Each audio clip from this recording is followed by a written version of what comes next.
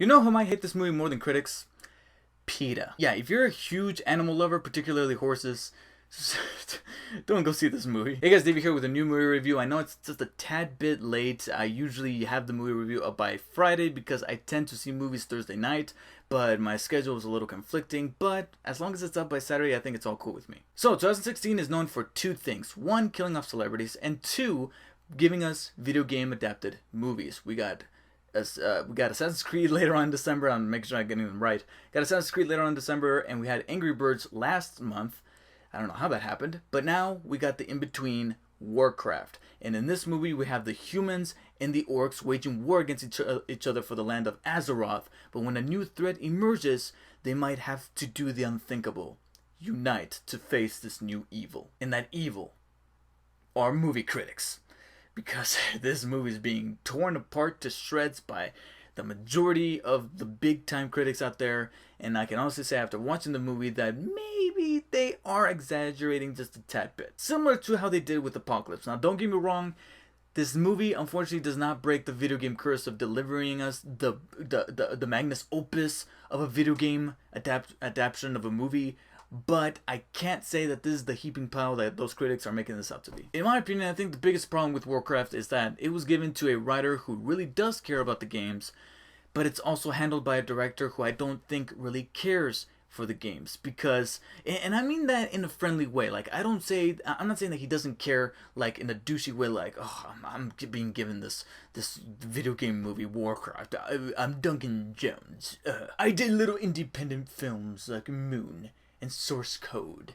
I don't have time for this. No, I don't think that this is that guy, because one of the things that I do think he did invest his time and effort into is some of the more technical aspects about the movie, like getting the score right, some of the camera work. There's some rather impressive shots, mainly from the way he positions the camera in this movie, that are actually pretty interesting.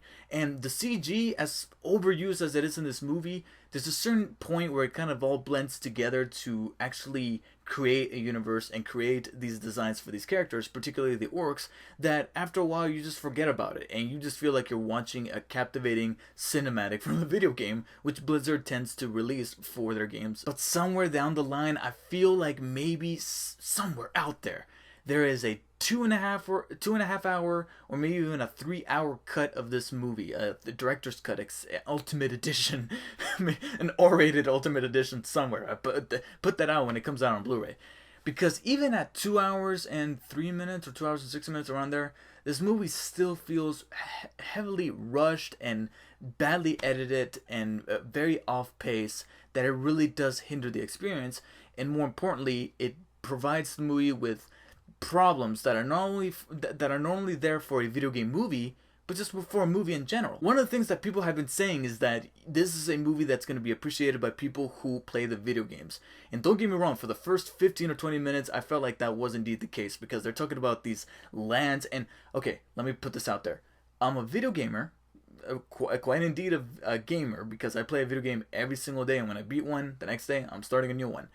But World of Warcraft specifically, I never got into, and to a certain extent I was almost scared to get into those games because of how addictive I hear that they are. So I'm not a humongous aficionado when it comes to the lore behind this movie, the lands of Azeroth, and the different types of races. I know the bare essentials, but not every tiny little thing and what exactly these words mean within this universe. So within the first 30 minutes or so, when they're just globe trotting or land trotting from place to place to place, like, oh, we have to go here, we have to go there, we have to go there.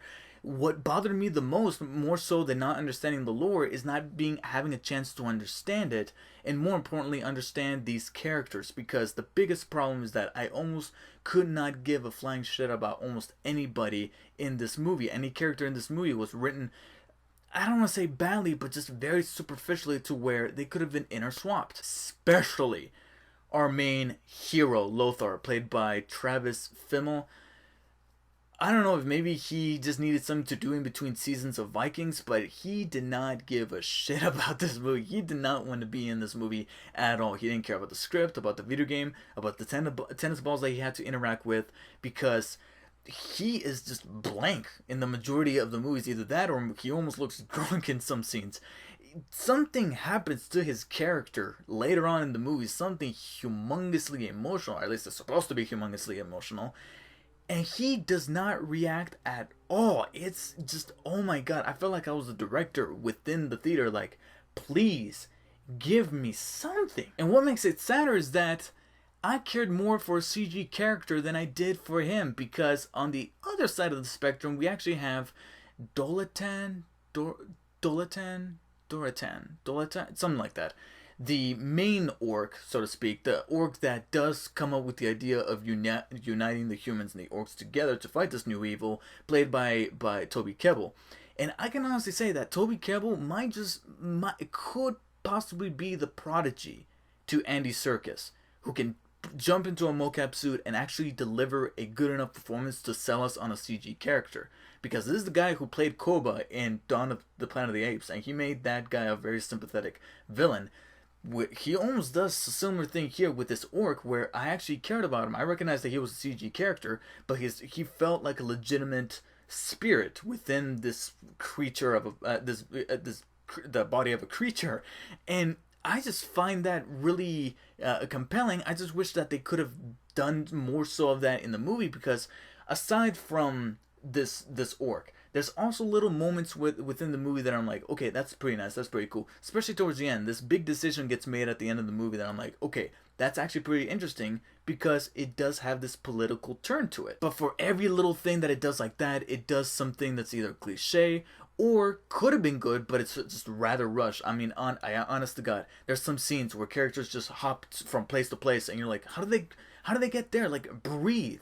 Please breathe. And the pacing is off too, because within these moments where we're supposed to slow down just a tad bit, there's other moments that are just a little too slow, where I'm like, okay, come on, like, where's the back? Let's get that editor back in here. I feel like it was edited by just like two different people, and I just think that the movie was a little bit of a wasted opportunity, because I feel like the universe was there, some of the lore was there, because again, some things are in the movie. I was about to say the game, in the movie, that I know for a fact are lifted from the game. I'm a gamer, so I'm able to recognize that. I just don't know what those things are, because the movie never stops and says, this is what that is, this is what that is. I just assumed, because I am a gamer myself, so I know where that atmosphere and that nature, that approach to those kind of things happen in video games. So I almost needed to watch the movie almost like a 2-hour cutscene in that retrospect.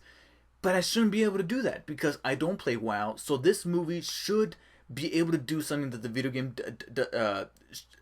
would do with those people that came into the game fresh, is make me go, okay, I want to be invested in this world, and I want to be invested with these characters. And the movie just never takes that opportunity. And worst of all is the fact that there's some interesting themes about difference in culture and all that stuff that we could have learned from this movie, yet the movie never even utilizes that. I'm not gonna go into spoilers, because I'm not that kind of guy, but let's just say that one of the big themes about the movie, about unity and working together, did that even happen?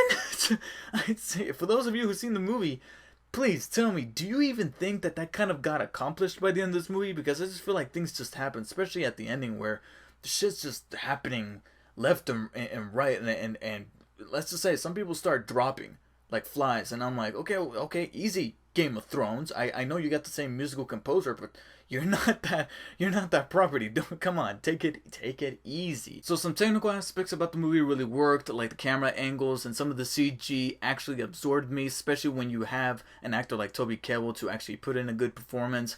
And again, there's little pockets of little things in the movie that I actually did enjoy. There's a certain angle with one of the human orc inbred characters, Gonora, played by Paula Patton. She even has some bits where I'm like, okay, that's actually rather interesting, as well as some of our mages and our guardian, played by Ben Foster. I'm like, okay, that's cool. But again, for every little moment that I find interesting, the movie then just moves and moves and moves, and just like, okay, let's just get to the finish line. And I'm like, no, I feel like this is the type of movie that I want to enjoy the journey more so than the actual final destination, which in this point is an extended climax, and at that point you're just stumbling across the finish line rather than actually emerging victorious. So for that, I give Warcraft a solid 6 out of 10. It's a okay movie, but just know that the curse of there not being a great video game movie since Mortal Kombat. And even that movie I still think is kind of stupid. It just has this novelty about it that's like from the 90s that kind of wins me over more so than this does. Anyways, that's beside the point. Please let me know in the comments what you thought of the movie, Warcraft, or even Mortal Kombat. Please let me know. Does that really still hold up as the best video game movie still? What are your thoughts going after seeing this movie and maybe even Angry Birds going into Assassin's Creed? And do you think we're ever going to get that great video game adaptation? And if we do, what would that be? There's some talk about Uncharted, Gears of War, God of War, who knows? Do we even need to do it at this point? Because if I feel like if Assassin's Creed does not succeed, hey, I rhymed that. Then I think Hollywood should just call it a day, along with adapting movies to TV shows. Because, oh my god, that's getting... Ugh. Anyways, thanks for watching, comment, share, and please subscribe. And hopefully we can work together to bring forward either a great video game movie or just let this trope die. See you guys next time.